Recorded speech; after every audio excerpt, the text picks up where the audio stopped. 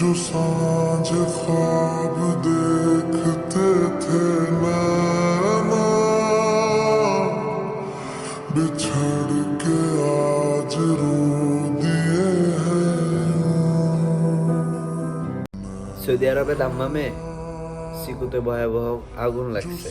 জানি না কোন মায়ের কপাল পড়ছে, জানি না কার কপাল ওই আগুনে পুড়তেছে, জানি না কোন প্রবাসীর এই আগুনে ধাউ ধাউ করে জীবনটা চলে যাচ্ছে। তবে হে আল্লাহ, আমাদের সকল প্রবাসী ভাইগুলারে দাম্মামে সেভে রাখো। এই দুর্ঘটনা থেকে আমাদের প্রবাসী ভাইগুলাকে তুমি তোমার হেফাজতে রাখো। ভিডিওটা বেশি বেশি করে শেয়ার দেন, আর যদি পারেন প্রবাসী ভাইগোর জন্য একটু মন থেকে দোয়া করে যায়, আল্লাহ তাআলা যাতে এই আগুন থেকে তাদেরকে রক্ষা করে।